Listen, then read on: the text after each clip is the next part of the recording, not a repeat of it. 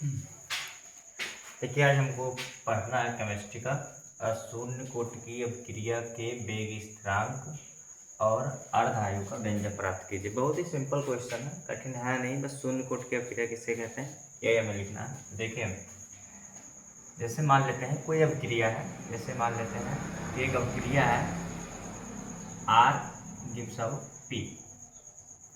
तो R क्या है? अभिकारक है। R क्या है? अभिकारक है। और P क्या है? उत्पादक। अब हमें इसका क्या करना है कि वेग स्थिरांक के और अर्धायु यानी T1/2 ज्ञात करना है। ये दोनों हमें क्या करने हैं? ज्ञात करने हैं। अर्धायु का मतलब होता है T1/2 हो गया, T हाफ हो गया, और अर्धायु समझते हैं आप लोग।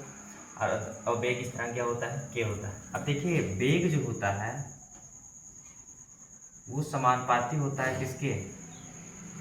अभिकारक की सांद्रता की, और अभिकारक की सांद्रता है क्या? R है। तब वेग जो हो जाएगा बराबर हो जाएगा कि R। अब देखिए शून्य कोटि की अभिक्रिया किसे कहते हैं? ऐसी अभिक्रिया जिसमें अभिकारक की सांद्रता शून्य घात के समानुपाती हो। किसके? शून्य घात के समानुपाती हो तो शून्य कोटि की अभिक्रिया कहलाती है। तो यहाँ हम लिखेंगे माइनस, बाई साइड के लिए माइनस लिखते हैं, dr/dt बराबर k है, k लिखेंगे, r है, वेग होता है -dr/dt। अब देखिए किस शून्य कोटि की अभिक्रिया है तो यहाँ शून्य लिख देंगे। और चूंकि हमको पता है कि r शून्य बराबर कितना होता है? 1 होता है। r की पावर 0 का मतलब क्या होता है? 1 होता है। तो -dr/dt बराबर k गुणे 1 हो जाएगा। अब k का 1 में गुणा करें वही रहेगा, तो -dr बराबर k dt हो जाएगा। ये माइनस इधर भी कर सकते हैं, तो -dr बराबर माइनस क्या हो जाएगा? k dt। अब इसको इक्वेशन क्या मान लेते हैं? 1 मान लेते हैं। देखिए जब सवाल, अब ऐसे सॉल्विंग का कोई तरीका हमको नहीं दिख रहा है, तो जब हमको कोई तरीका सॉल्विंग का नहीं दिखेगा तो हम जानते हैं क्या होता है, जब कुछ रास्ता नहीं नजर आता कहते हैं हनुमान गिर लगा भैया। तो जब मैथ का कोई भी चीज़ बढ़ाना होता है तो हम समाकलन करते हैं। क्या करते हैं? तो लिखेंगे दोनों पक्षों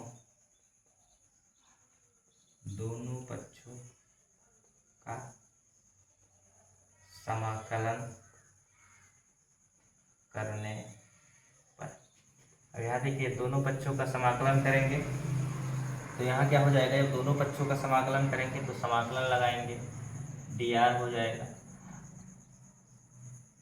और यहाँ भी समाकलन करेंगे -k dt।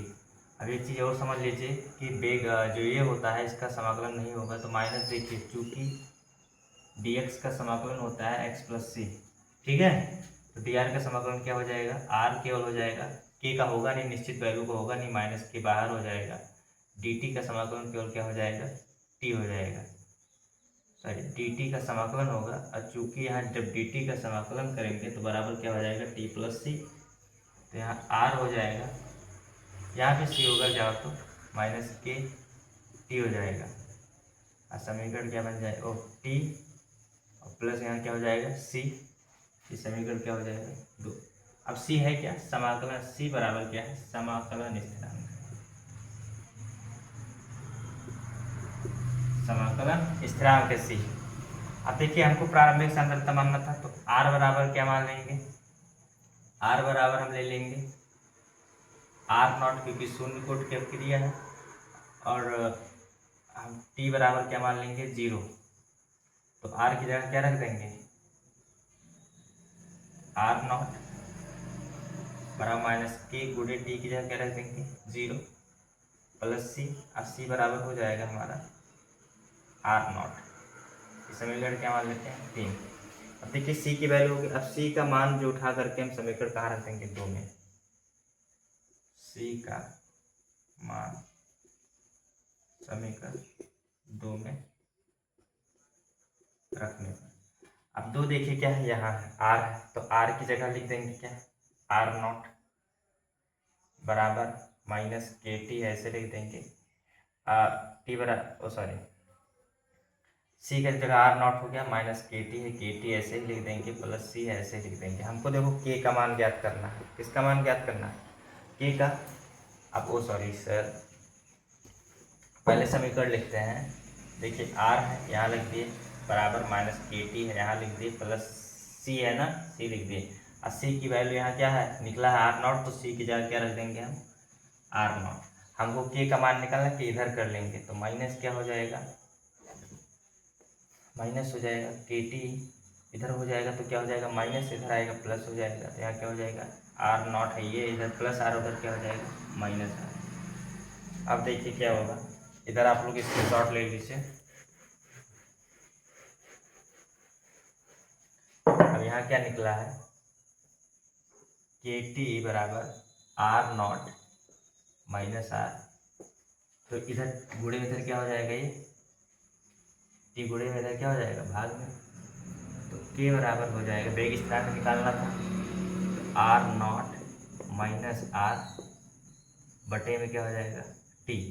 ये हमारा निकल गया वेग स्थिरांक का सूत्र। किसका सूत्र निकला है, वेग स्थिरांक का सूत्र निकला है। अब हमको क्या ज्ञात करना था, अर्धायु। तो अर्ध आयु, अर्धायु क्या होता है, टी एक बटा दो, क्वेश्चन मार्क हो जाएगा। अब देखिए आर क्या है, यानी प्रारंभिक, देखिए जहां आपको हम बता दें चीज इससे पहले कि के हो गया वेग स्थिरांक, आर नॉट हो गया प्रारंभिक सांद्रता, तो के जो है हमारा वेग स्थिरांक है, आर नॉट क्या है, प्रारंभिक सांद्रता है,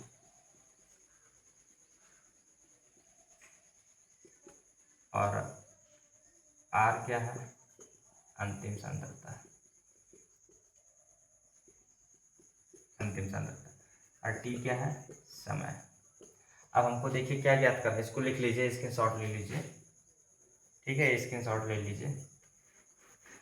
देखिए क्या करना है हमको, टी बराबर रखेंगे टी एक बटा दो, और आर नॉट वैसे ही रहेगा, और आर बराबर क्या लिख देंगे, अर्ध आयु याद करना है, तो यहाँ हो जाएगा आर नॉट बटे दो, ये अर्ध आयु है, अर्ध आयु याद करने के लिए। तो यहाँ के है, के यहीं रहने देंगे, आर नॉट यहीं रहने देंगे, माइनस यहाँ आर नॉट बटे कितना हो जाएगा, दो हो जाएगा, बटे में क्या हो जाएगा, टी, टू का आर नॉट में गुणा करेंगे तो के बराबर टू आर नॉट, या अगर आप ऐसा ना समझ पाइए, माइनस क्या हो जाएगा, आर नॉट बटे में टू, तो गुणे में हो जाएगा, इसको ले सकते हैं वन बटा एक बटा दो। अब देखिए टी यहाँ कर देंगे, टू आर नॉट में से आर नॉट घटाएंगे तो केवल आर नॉट बचेगा, तो टी एक बटा दो बराबर हो जाएगा आर नॉट बटा टू का के में गुणा कराएंगे तो क्या हो जाएगा, टू के। ये हमारा अर्ध आयु है, अर्ध आयु ज्ञात कर लेंगे। तो ये क्या है, यूपी बोर्ड का बहुत ही इंपॉर्टेंट क्वेश्चन है, बोर्ड परीक्षा में आता भी है, तो इसलिए आप लोग इसे मेहनत से पढ़ें, और कुछ अगर ना समझ में आए तो कमेंट में पूछ सकते हैं, ठीक है।